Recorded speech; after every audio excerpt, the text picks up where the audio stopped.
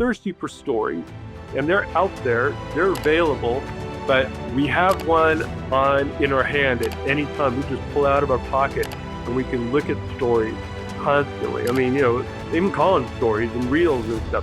I mean, we look at other people's stories because we're hungry for those. Yeah. But we can go find actual stories that make a difference, that don't feed a corporation, right? And we're not giving them our information either. We're actually having a positive impact on our communities and with others, and good for us too.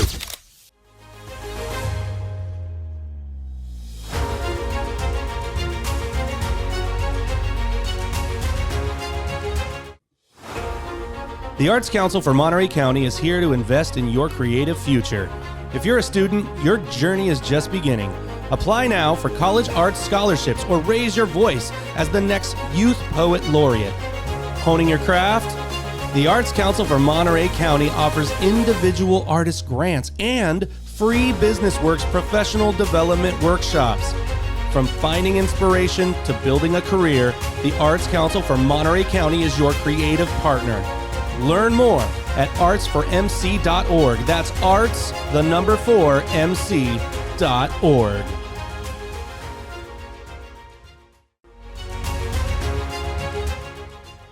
What up, what up, what up?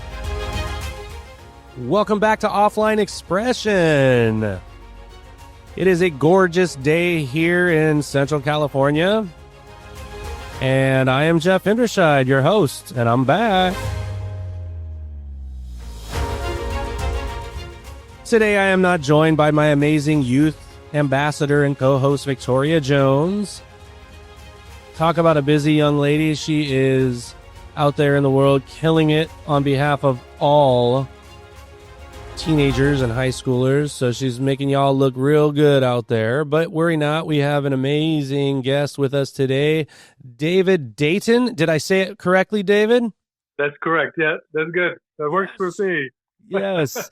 I normally ask that ahead of time. I say, I just want to make sure I pronounce your name right, and so I don't screw it up. And then we got caught up in our world of connectivity stress, and that just kind of went out the window. It's like not even on the list of priorities. I'm sorry if I butchered it. Don't worry. I pronounced it Deighton. In French, I pronounced it Deighton, and then other ones pronounced it Deighton. It's all good with me. It's actually not my last name. It's my wife's last name. I adopted her name. I saw no reason for her to take mine, so I took hers. Well, that's cool. I imagine there's a fun story with that. It's so funny. We get caught up in the world of what do you call it? I guess I'd say modern, standardized, civil, societal norms that can sometimes be just ludicrous when you think about it. A lot of time has passed, and there's been a lot of progression in this world, and so good for you. That's what I say. Good for you. I like to mix it up a little bit. I like to be a little bit offbeat and try new things out. Yeah. See what reactions I got. But I like this last name. It means born in a ditch or ditch digger. I'm like, well, okay, I'll take that. Oh my gosh, that's great. Yeah, my last name is German. It's Hinderscheid. I have heard several different people tell me what it means. One of my friends lives in Germany, and he went there after high school and college, and he told me what it meant one time, and I can't even remember it because then he came back and said, I was wrong. It actually doesn't mean that. I'm still looking. And I'm like, oh, well, that's interesting. So what's in a name, as they say, right? Exactly. But we got these given names. What do they mean? Yeah. We take on a new one if we want to, right? Yeah. We have identities as we shift through life. Yes. And names used to be so much cooler, right? Like you used to be like son of this person or of the blah, blah, blah. And like, there's like titles that like had a little bit more oomph to them. And so now it's just something that goes along with the number that tells you that you exist, really. Right. And that goes with connectivity as well, because you got to put in the right password. You got to put in the right name. Everything's got to coincide so that you could open portals and keep on doing what you were doing online. But in real life, we could reinvent ourselves any way we want. And our passwords are the ones that that we communicate to others when we're seeing them in person, right? Right. So let's go with that. We got a lot of choices out there. That's right. And I like that you said I like to, switch things up, keep people on their toes, and see what kind of reactions I get. I mean, how fun is that? I was telling my students the other day.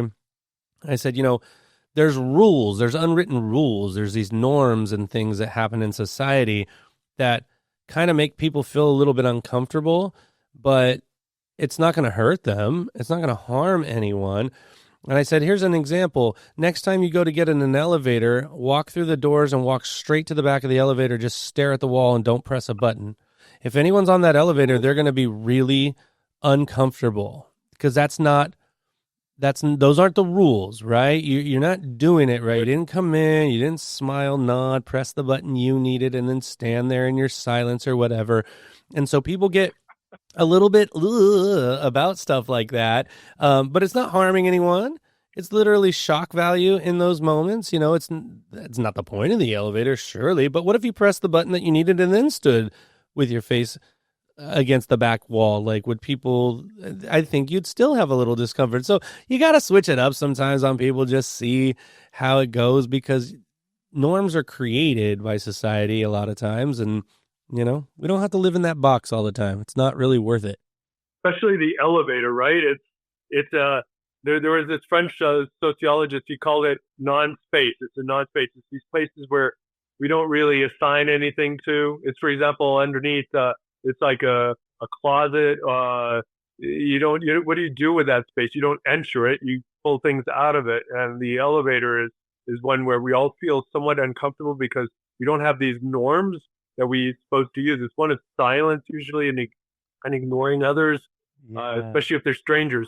So you walking in, going straight to that back wall, I'd say even starting to talk to people in an elevator would make people uncomfortable. But why not? Let's redefine that.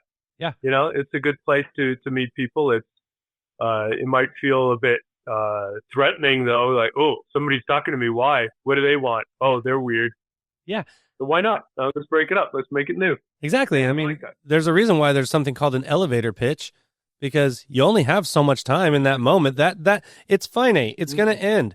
You're not going to the moon. Don't hit the stop button though. That might freak them out. Like, hey, wait, I haven't finished.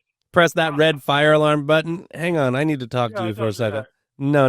That's a little threatening, I suppose. Well, David, thank you for joining us on the show today. Where are you calling in from, man? Where are you at? Well, I'm in Santa Fe, New Mexico, but if it were just a couple of days ago, I was in Colombia. So I'm appreciating the high desert and being back in the U.S. and experiencing a little bit of culture shock with all the driving and also the isolation where people don't always talk to one another in the street. They kind of avoid each other, kind of the elevator. Yeah. Well, welcome back home. Why were you in Colombia? Well, I as an artist, I went there with my family over the Christmas break, and then I extended my trip for several weeks. And it's a country with a troubled history of armed conflict, and it was at that time as well the U.S. intervened and pulled out Maduro, or kidnapped him, or whatever you want to say, in Venezuela. And Colombia was supposed to be next on the list, and it was a democratically elected government, so people were wondering what's going on. I had a lot of questions asked to me, like, why are we the target? Why is Mexico and Colombia the target next? We're doing our best, and this is a democratically elected government. So I was dealing around that, and I made some sculptures using earth and filling cracks in the wall, because my concern is the increasing societal divides that we have in this country and in a lot of different parts around the world around polarization. And so I filled in the cracks that I saw in old rammed earth and mud buildings with little statues and stuff like that. That was super fun. Had my hands really muddy. People were wondering, like, why does this guy got such muddy hands? So it's like a form of street art that would then disappear with time as the mud, with the next rainy season, that stuff will probably not even be there anymore. So I that's what I did. I filled in some cracks, That's cool. allowing me to reflect a little bit as well as to what's going on in the U.S. as well, and what we can do to Mm-hmm. avoid political crises, conflict with us, and also talking to that stranger in the elevator. I think it's really cool you brought that up. Just like that, yeah, bringing those moments uh, of offline interactions. What do they Yes. look like? Yeah. Yeah, They're so yeah, I've talked about this before. It's so there's a couple of things that come to mind. One of the things is it's so bizarre to me that I hear young people often say the words "I'm scared." And that's not really used in context. It's like, hey, can I talk to you for a second? Uh-oh, I'm scared. What? Or, hey, will you go up to the counter and ask them for a side of barbecue sauce? Um, how many? Oh, I don't know. I'm scared. And like sometimes it comes out just subconsciously. Like they're not really scared and they're going to go and do it, but it's bizarre to me. Like there is this underlying foundational fear of face-to-face interaction because it's so it's not as common with this current digital childhood that we're seeing. So by the time we get to the level and the age where you got to be able to communicate with others and have a conversation, talk to someone, ask questions, it's almost terrifying. And the face is king. It tells us a lot. Human species gets a ton of information from the face and body language before words are even spoken. And if you're not looking up at those things, it's definitely going to be a little bit uncomfortable and unsettling and scary, I suppose. And that always bothers me a little bit because it worries me. But then the other thing I was thinking is, even when you have that chance, when you're not doing anything else, it is alarming how often people just turn to the phone. You go to a Starbucks and you see everybody waiting for their drink. If they're not with somebody else, and even when they are, they're all in their silo like this all over the place. I went into my class the other day, and it's a long hallway to get down to the classroom that I lecture in. And as I'm walking down there, my students are sitting outside on the little benches and stuff. There's probably 8, 9 of them, maybe. Every single one of them with their phone out, looking at their phone, not talking to each other. This is a college campus. I mean, there's no better place to find out other opinions, to meet new people, to hear different views. And it's bananas to me. And I told them right away. I was able to talk about that because luckily for me, I get to tell them that straight up. I'm like, look, that's an opportunity and it's a missed one. You're going to have that phone all day and you'll have plenty of time alone if you really must go doing whatever it is you need to do. But you don't always have this opportunity for new social interaction. You got to try to take advantage of it, even if it seems weird or scary or you're not sure or I don't want them to think this or blah, blah, blah. You got to start trying to take advantage of those moments. You have to. but why? Because the human body, the human species is different than every other animal, right? Most animals, they are young, then they reach adolescence, and then they're able to reproduce because, evolution, right? You got to get your line going and stuff.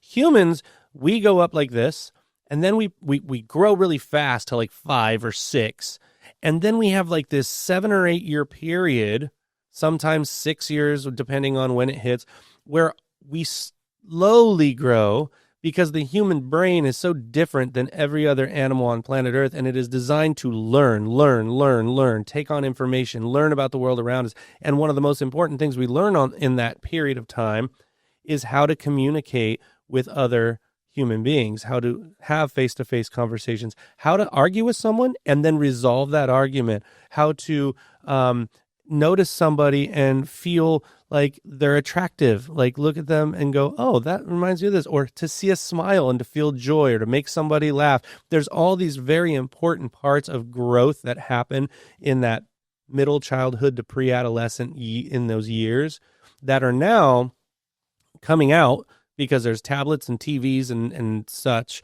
from as young as 6 months old. So all of a sudden, we've had so much screen time that it's way more comfortable to stare at somebody else living their lives and see how other people talk to each other than to look up and actually get that growth. So by the time you get to high school and to college, years of that has already taken hold, and now we're behind. There's like a failure to launch socially. So I tell them at the college level, if that sounds familiar, I'm not judging you. I'm just laying out some reality-based stuff about the virtual world. You should try to take advantage of the opportunity to talk to other people face-to-face. It's a perfect training ground in college. It's a practice field. Try it. The worst that can happen is maybe you guys don't agree with each other and you decide not to go get coffee and be best friends. That's it. Yeah, learning to disagree with one another is also difficult as well, especially as when we're on our digital devices. It always is an agreement to show us what it thinks we want to see, and to entertain us and to keep us in like an echo chamber that we're comfortable in. And it constantly is redecorating it to make it more and more comfortable for us to see, maybe showing us things that might tantalize us, to make us more excited, or to trigger a few things to keep us engaged on there. But, it's this is where it all comes down to. Being offline is painful because things can happen that are not predictable. But then there are the norms that you were talking about inside of the elevator, and those norms are still alive when we are, for example, I deal in, I engage with strangers, right, in public spaces about a taboo subject that nobody wants to talk about, and I engage them on the subject of politics. And that's painful in itself. That's the subject. Let's not talk about that because we're supposed to have an argument. But in reality, the way I approach it, which is just to ask questions and listen in, just to be there and hear what the person has to say. I've never had a confrontation, right? It depends on what you get triggered with and how you respond to things. So as we're online, we're used to like putting a dislike or a like, or making a comment and have the freedom to say whatever we want on the subject, or just to scroll away and not be offended by whatever's there. When we do it in person, the norm is usually to be like in that, to be quiet and respectful when we're in an elevator, to ignore the other or whatever. Right. But when we're talking face to face, there's a need maybe to engage, to be heard, but not one to be offensive. Now, there's a few people out there that need to be heard, and maybe that's what we need to do. I argue as a political action. That's something we can do, like voting. It was like, this person needs to be heard because they got a lot of stuff that needs to come out, and I might be the first one to actually listen in. Yeah. So I'll hear something interesting. It'll be really be really entertaining in a sense, because I'm not going to further that and disagree with what they're saying.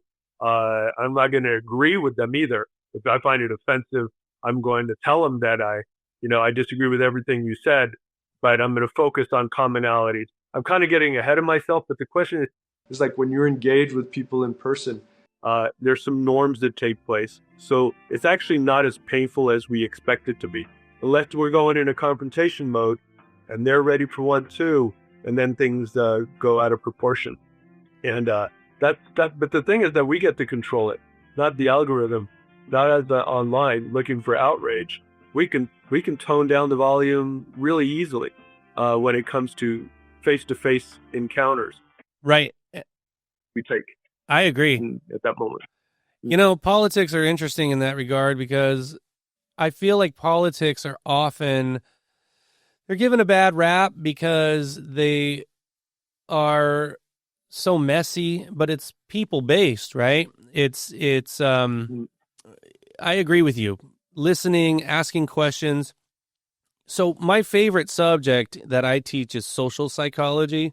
And one of the things that's fascinating in politics is the fact that there's so many things at work in the human experience that lead to political, like the party that you affiliate with or whatever.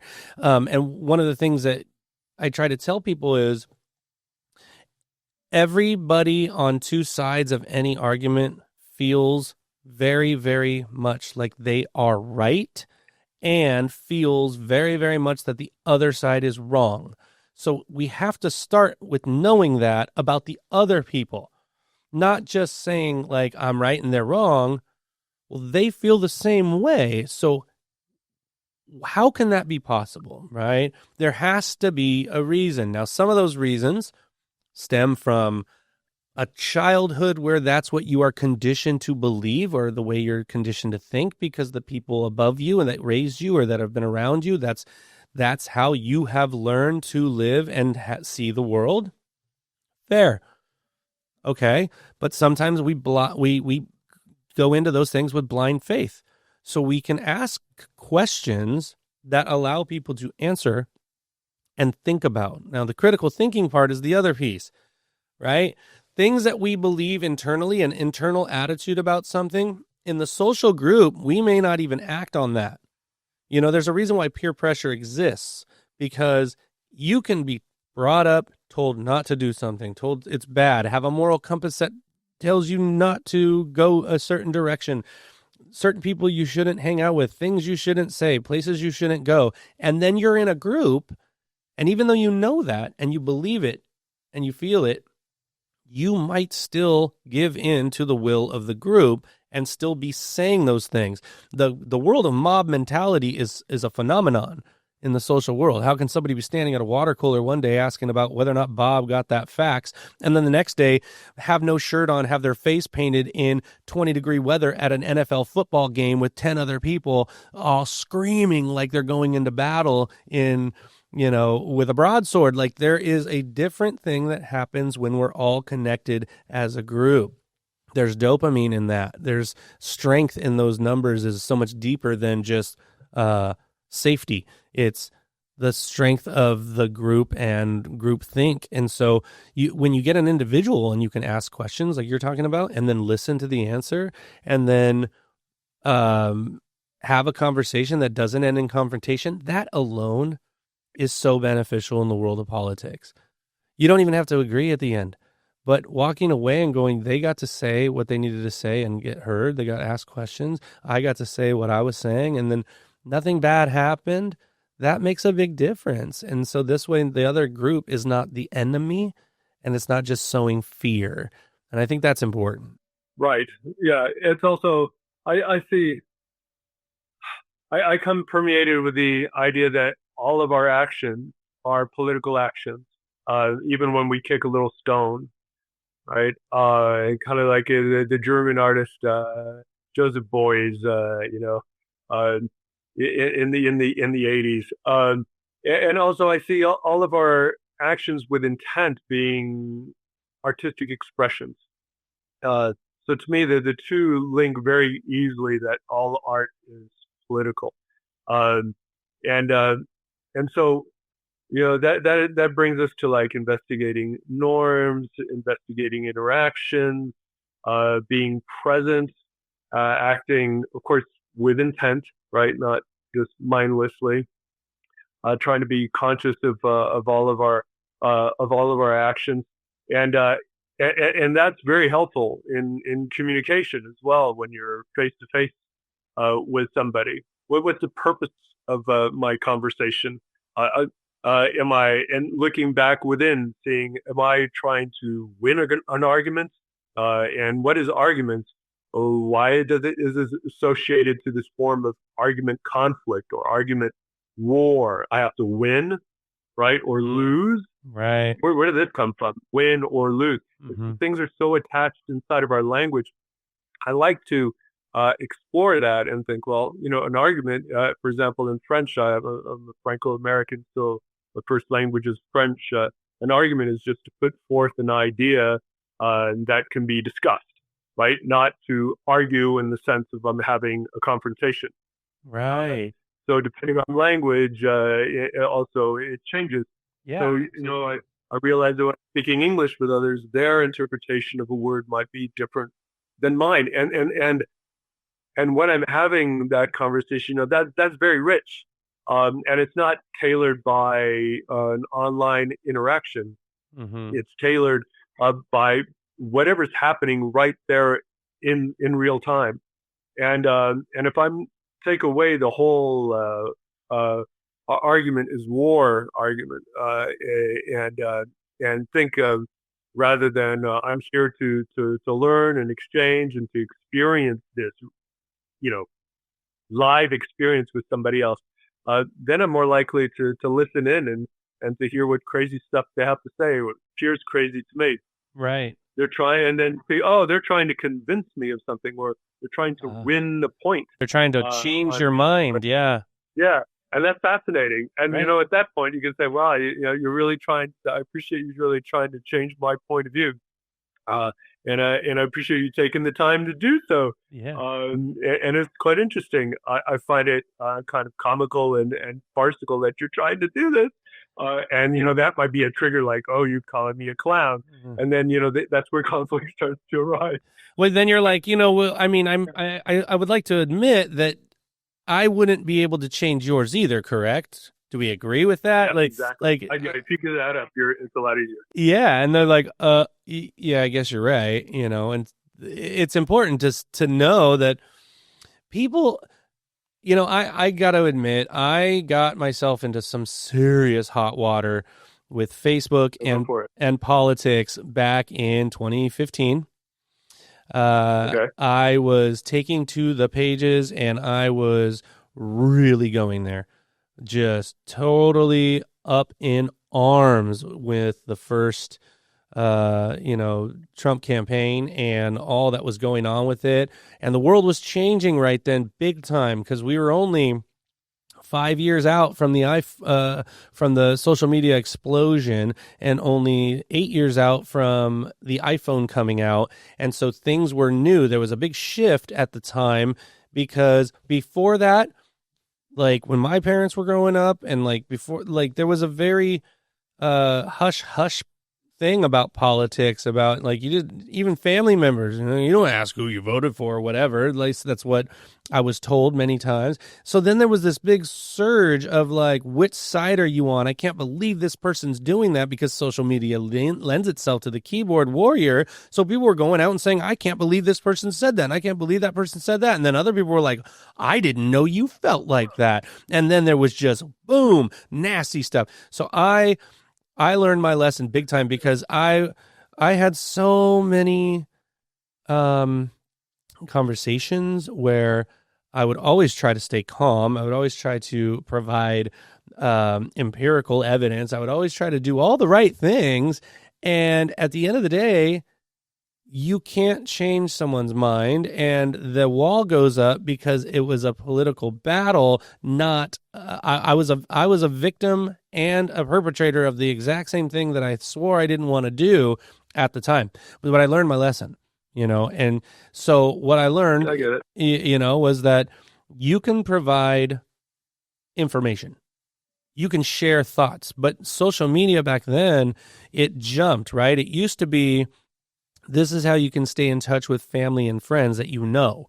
And then it became, this is how you now have a megaphone to anyone in the world if you're not paying attention to updates and settings and stuff like that.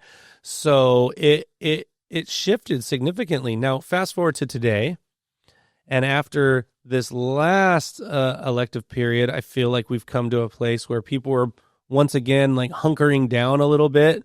A little more, some people are a little bit more protective in some ways. And now it's like you said, taboo. Like we don't talk about politics.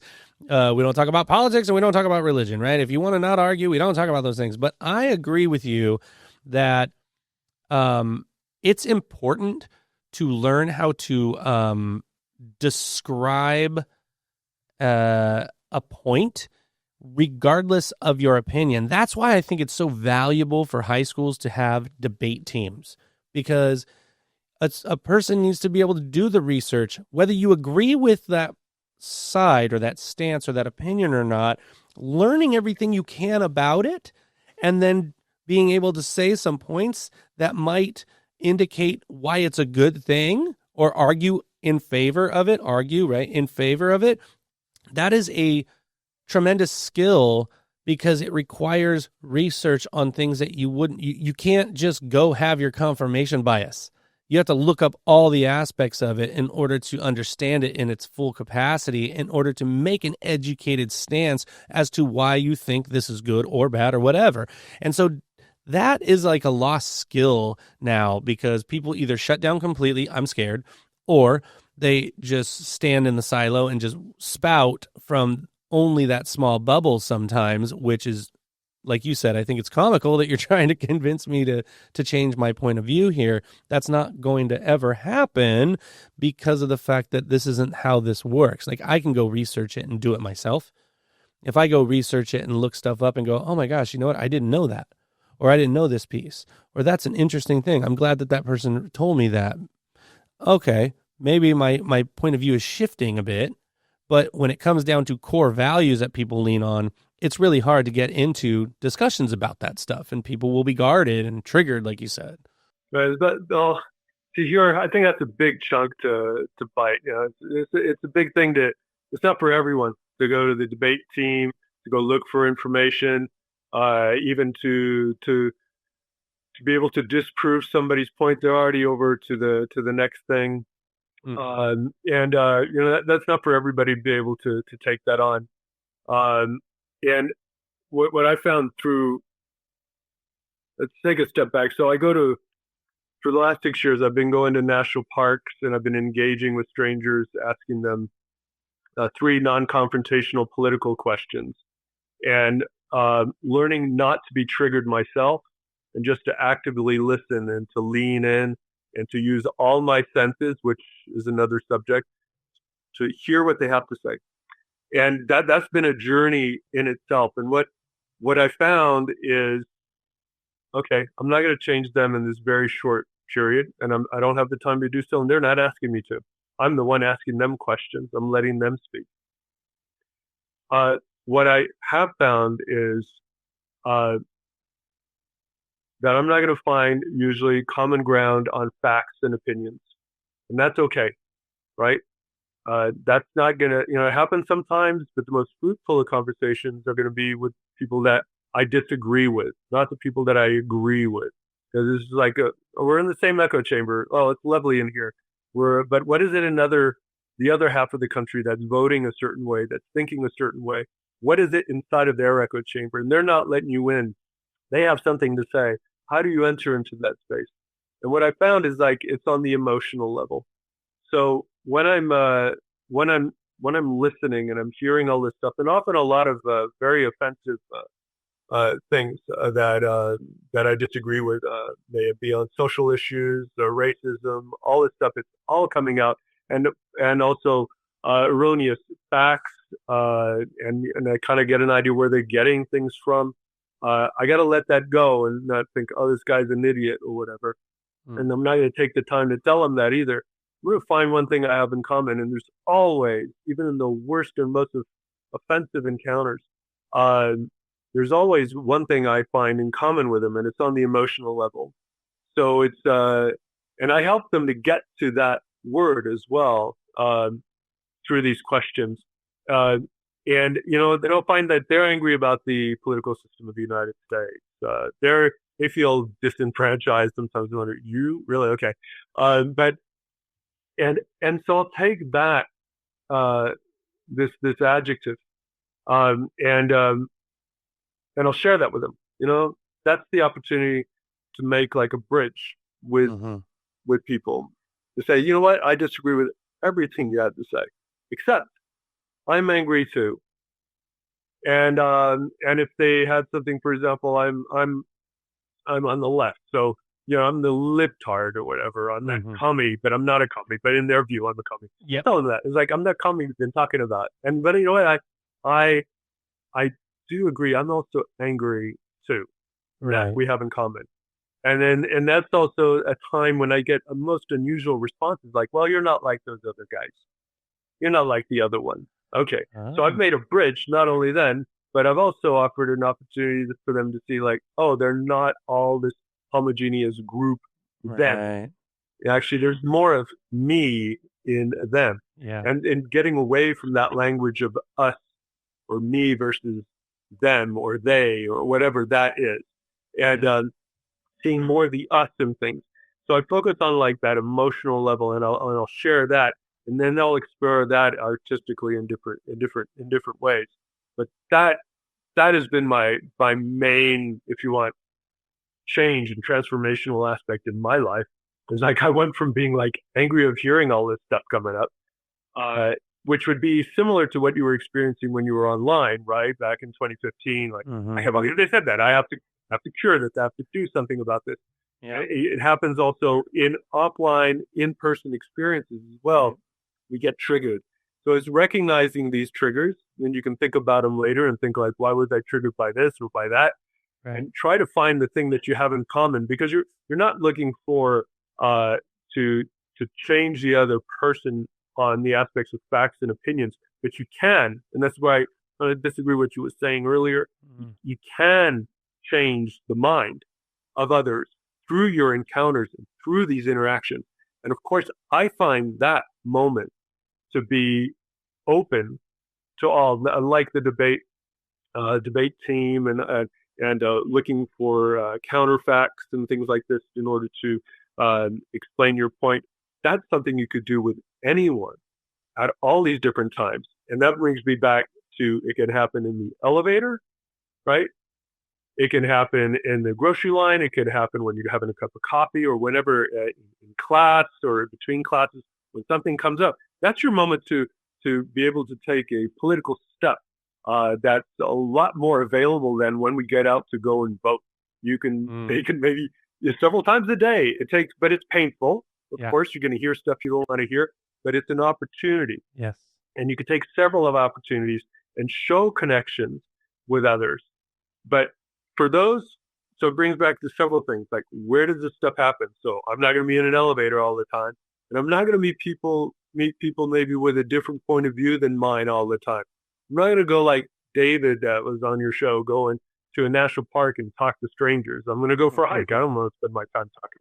But if we want to, we can. It's like going we're in a church, but go to somebody else's church or synagogue, whatever, and take another opportunity to walk into somebody's echo chamber, somebody else's echo chamber, to go in there and explore. It's a great travel. It's a great experience. Yeah. You hear a lot of different things and get some neat perspectives. And in that space, you have more opportunities to have these types of interactions, to show your humanity to others, which is super important, right? To learn stuff, to practice listening, and just to experience something new. And they have stories that you can tell back to your friends. You wouldn't believe what I heard, or you wouldn't believe who I encountered. But there was this interesting thing, and you create stories, right? Yeah. And so we're thirsty for stories, and they're out there, they're available, but we have one in our hand at any time. We just pull out of our pocket and we can look at stories constantly. I mean, they even call them stories and reels and stuff.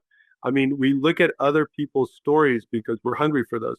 Yeah. But we can go find actual stories that make a difference, that don't feed a corporation, right? And we're not giving them our information either. We're actually having a positive impact on our communities and with others, and good for us too. Right. And so it's something that we can do. So it could be done in the elevator. It can be done in different places. We just got to search out. It's also a good experiment. It's like, where are the places where we can actually communicate with others? Because at any time I want a story, it's in my pocket, right? And if I want to have a story with real offline time, where does that story take place? And you know what? The system in which we're living in doesn't really offer that many real lifetime story opportunities. So we got to go out there and find our stories, right, and create our stories. They don't need to be confrontational and all that stuff, but they can be super interesting if we just take that faith. And that's why I started like, it's painful, because there's that initial pain. And you said, because that I'm scared. Yeah, you should be. I mean, it's because it's an uncomfortable space. It's scary. Go where it's unfamiliar. And so to navigate that, you got to take little steps. So debate team, to me, that's like big. Take little ones. Start with somebody that you no longer speak to because you disagree with them. Try them out, give that an opportunity, and create a new story with them. But the thing is, you're going to have to listen, and you're going to have to be triggered, and that's going to be painful, but it's through practice. Because in the end, how much time do we spend offline speaking to people, creating that story, versus online listening to, looking, and kind of experiencing other people's stories. I'm going to argue, of course, we're spending a lot more time online looking for, getting a pseudo story, kind of getting that feel like I'm experiencing a story, not your own. I mean, start with a few minutes, and maybe someday you can get up to like more time offline than online. Yes. Problem is, you're going to be kind of on your own, so it's like a solo thing. Maybe get some friends to go with you, kind of get on board to do this too, because our general culture is about story times online, not story time offline. Yeah. Wow, man, that was a lot of great information. So many things started to resonate when you were speaking. One of the things, just to go back real quick, I guess what I really meant, I should have been more clear about not changing someone's mind. What I'm referring to more is specifically in the political landscape. Sometimes you can get I'm talking about they're going to change their political party, right? They're going to change the candidate that they like, that kind of stuff. But yes, you are 100% correct about being able to change people's mind. There was something called the Benjamin Franklin effect, where there was another politician that didn't like him, and he really needed this guy to get on board with him. And so Benjamin Franklin went to him, and the guy had been bad-mouthing him and saying he didn't like him and all this and the other. So Benjamin Franklin went to him and said, "Hey, I was wondering, I hear you have this book. May I borrow it?" And the guy was like, sure. And he let him borrow it. So Ben Franklin read it and brought it back and said, "This was a great book. Thank you so much. I want to talk to you about this." And the mind can change because of cognitive dissonance. He had created this opinion in his mind that he didn't like Ben Franklin, but then that doesn't match up with the action. His behavior was, I lent this man something, therefore I can't not like him that much. So the walls started to come down. And this all leads into the social idea of impression management, right? It's exactly what you were saying. There's things we have in common. There's more things we have in common than not in common. I would argue that can really help. I love that you were saying you're creating an emotional bridge, and then that does literally change someone's mind. They don't see you as a threat or somebody with them. You're now a human being that has a similar understanding of how I feel. Therefore, you automatically get 3 steps closer to them, and the brain can be, it's malleable in that regard. The other thing with impression management, especially with younger people, isn't that the thing, right? It's called impression management. Yes, I'm going to look this stuff up after. Yeah, impression management. It's the idea that it's kind of like you get to put yourself out there and decide what people think, right? So on the one side, there's a little bit of manipulation in this concept. So don't hear what I'm not saying, because I'm not saying use your powers for evil. What I mean is people really, really want to stand up and say, I don't care what anybody thinks about me. And I love that. I respect it. Good for you. But that's just not how humans are wired. We are social animals. Acceptance feels good. It's important to be welcomed by our pack and by people and stuff. And rejection and isolation on a social level hurts. It doesn't feel good. So we can say that all we want and have that attitude, but it's really not. It's not reasonable with the human experience. So what I say is you don't have to care what decision they make. You don't have to let it affect you. You can choose not to. That's true. However, you do have to understand that they are going to think something. That is how the brain works. It's on a swivel design for self-preservation, constantly making sure it's safe, and the brain has to reason with the world in a flash of a second to understand what's happening. So it will automatically, without you even needing to tell it to, it will size things up. When someone walks into a room, there's a scan that happens with your senses immediately. So I say, look, let's break this thing down, okay? Let's put it on a micro level here.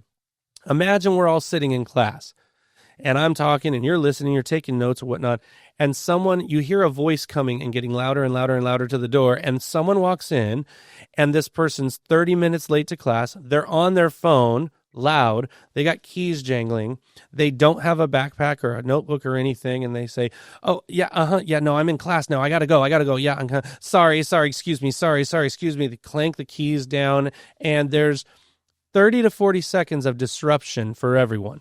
Right now, without even thinking about it, what are the words that come to mind? They're like disorganized, rude, self-centered, non-committal, all these things. They come up with all these things, all these reasons why it's who this person is. I said, see, that's impression management. They showed that side of themselves, and your brain decided.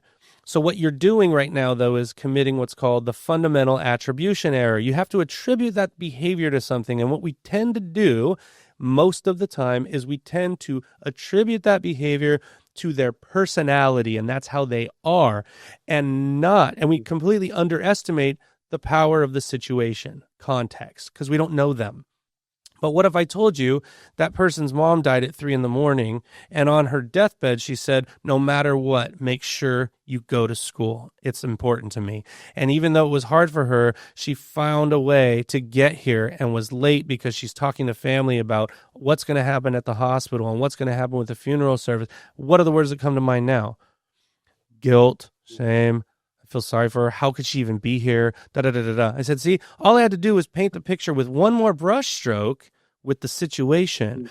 So impression management comes back to the fact that if we understand that others will have to decide subconsciously about whether or not you're a threat, and then we get to continuously add things to that, and we understand that we're doing that too, communication becomes the end-all, be-all golden rule. If you can use your words and speak to someone, lead with curiosity, ask questions, just like you were saying, build that bridge, then you will find that you have a lot more connectivity than you realize, and things get a little less scary. As for example, anybody here have a brother or sister? Half the class raise their hand. Anybody here from a single parent household? Half the class raise their hand. Anybody here 18 years old? Half the class raise their hand, whatever. So look how many times multiple people are raising your hands. I can go on and on. Anybody drive a car? Anybody have a cat?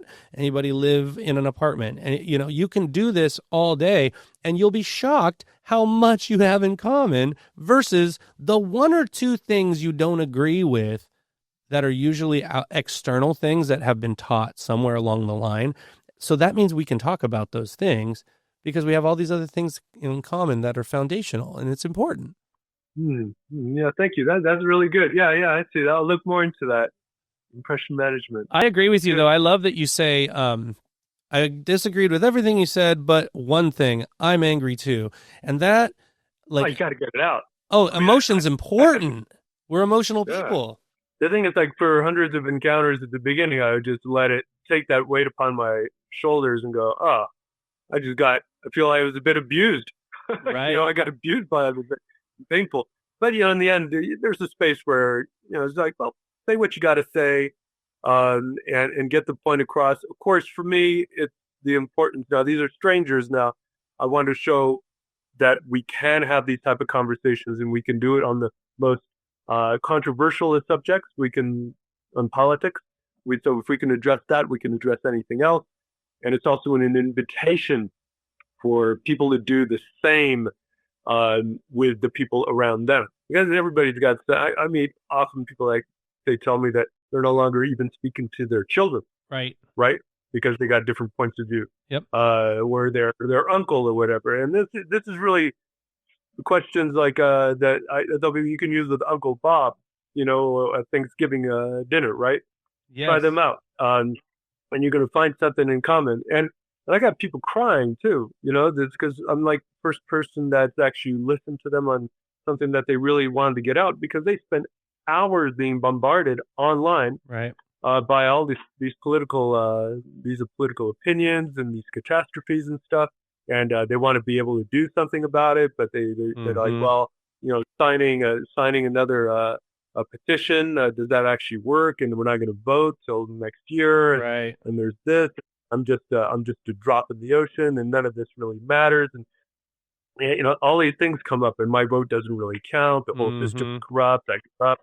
All these things may be on the left or on the right, but that right there, showing that we have this connection and letting people be able to say what they have to say. Now that's an act of like altruistic move that you can do for others. And unfortunately, I get people like they cry, and that's an awkward moment when you're in a place like a national park, and this lady's crying, and the husband comes over and says, "Oh, what'd you say to my wife?" Yeah, no kidding, right? No, actually, I was just listening. What? You're like, what haven't you said to your wife? Yeah. She needed to let that out, man. Yeah, we're just having this conversation, but there's a lot of things are tense. We all know things are tense. And we need to like first the boil, first the pimple, whatever. Let it flow, let it get it out a little bit. And the healing's only going to happen between these types of interactions, because I don't think it's going to happen. I don't see it happening online. Right. It's offline. It's and something we could all do. And yes, it's painful, but it has all these like things that you can take away, learn from, grow skills. Yep. Skills and tools you take in the workforce, professionally, in your personal life, all that. I mean, here, look, I'm on a podcast with you. For years, I wouldn't talk. I was like anonymous artist. I would hide from others. It'd be street art or artwork under all these anonymous names. I didn't. If I was even hiking on a trail, if I saw somebody coming up, I didn't want to hear the like, "Hello, how you doing?" So I was like, "Well, that's fake. They don't want to know how I'm doing." So I'd go like off trail.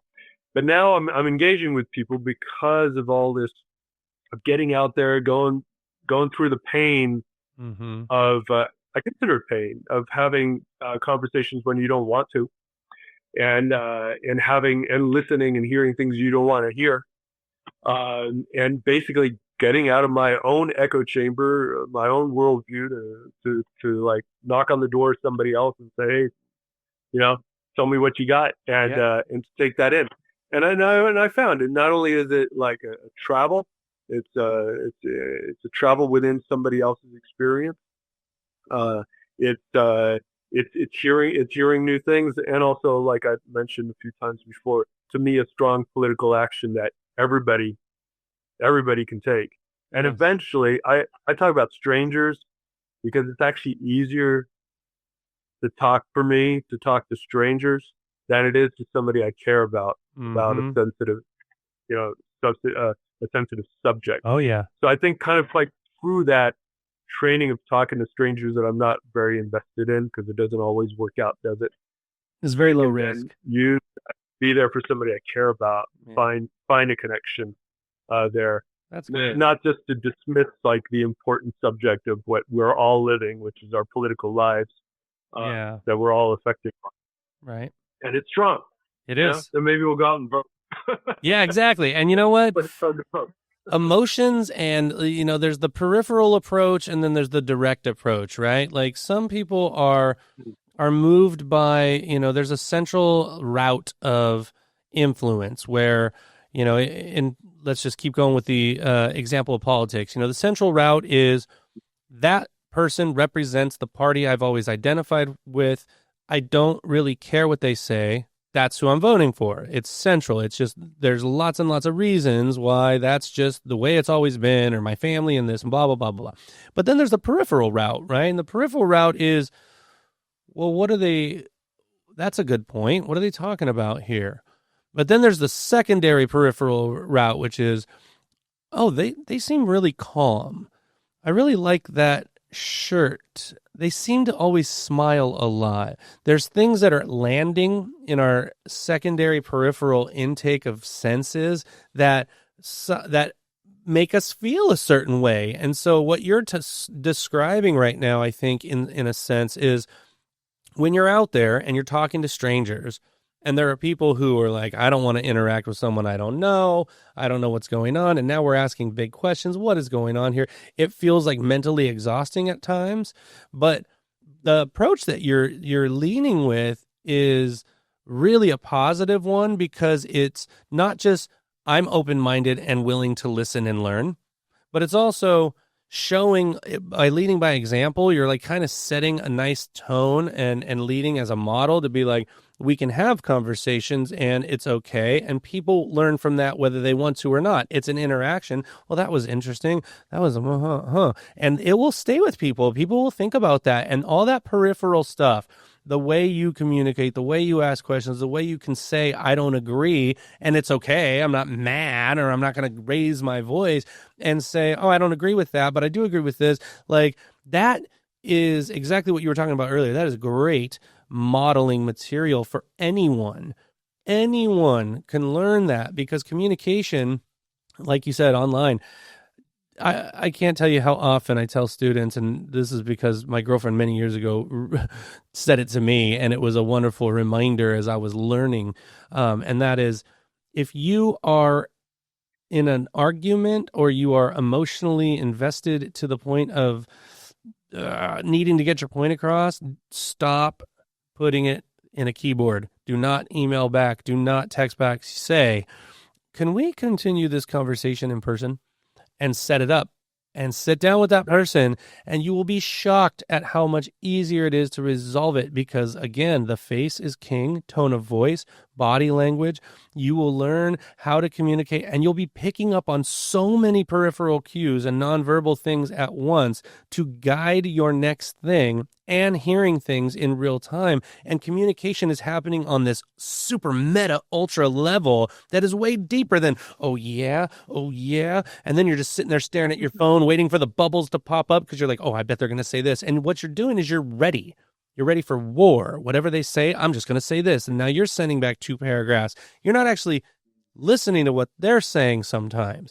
You got to get face to face. It makes all the difference. The offline communication and expression is the key to a lot of different resolutions, I think. And so I got to tell you, David, I'm really thrilled with our conversation today. You are such a unique artist, in the sense that there's a willingness to go that extra mile and have conversations. And I think that is a major missing component in today's world, that is getting smaller and smaller and smaller and smaller as the years go on, with more and more technological advances. So we may be able to talk to somebody in Beijing right now on a phone, but it doesn't mean that somehow we're able to talk to somebody that's 5 feet away from us in a Starbucks, And so that is the interesting conundrum of the communication world these days. So I thank you for doing all the work that you're doing out there, especially as an artist myself.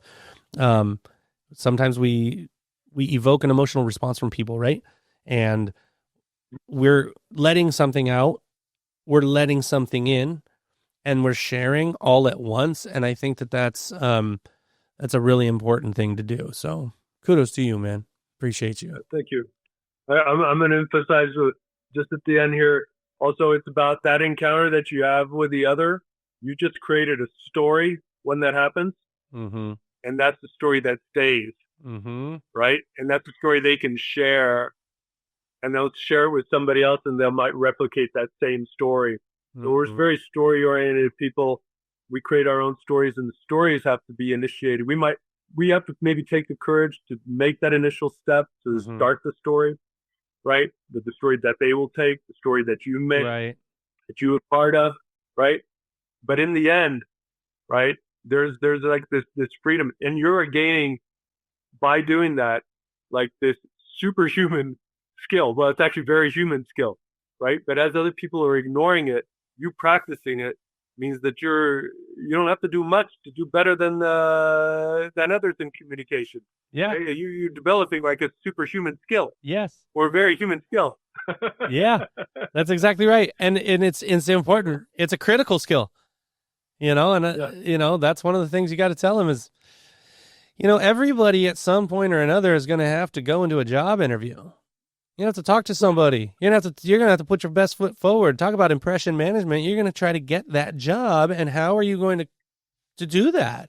Or you've been at a job for 5 years and it's time for a raise, and you need to go and have an evaluation and explain why you deserve some recognition, either compensation wise or whatever. Like, these things happen in life everywhere all the time. And so it seems silly to shoot ourselves in the foot and not practice that opportunity to talk to others and Right. do all there's that. no skin in the game. You just go practice with strangers, and you know what? You're going to be we don't have to practice too much in this online environment. That's right. You just need that little bit extra. That's right. So, just practice. Well, thank you so much for joining us today, David. I'm going to go ahead and ask you one more question. If we want to see some of your artwork, or we want to look more into what you do, where should we go? That's a very good question. So, my wife's going to build me a website. Excellent. But because as I was an anonymous artist for all this time, I was like, no, I don't need to put myself out there in the public. But I actually, on YouTube, on a social media platform, I consider a social media platform, I've been putting a lot of my experimentation and the interviews and me talking to all these hundreds of people and stuff I've been doing in national parks, and a lot of crazy stuff in there. It's weird. You can check it out. It's unusual. It's a whole other program just to explain why I called it the Triptych Dialogue, and that's TRIPTYCH Dialogue. And if you look up Triptych Dialogue, you should find me there. Maybe wearing a trash can on my head. Excellent. That's weird enough. Yes, I found it.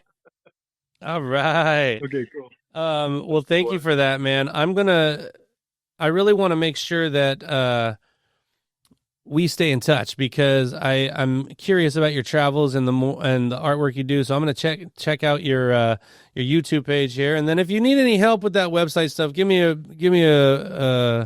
me an email or something like that, because I've helped some other artists, friends of mine, who are kind of starting out with it. There's options and stuff, but if your wife's on top of it, good. Otherwise, if you ever have any questions, please don't hesitate to reach out, and we'd love to help out also. Okay. Appreciate that. Thank you. I appreciate that. Yes. Awesome, David. Well, thank you so much for joining us, and we will talk soon. I'll be in touch about the episode, and we'll go from there. All right. Take care. All right, brother. That was great. Take care.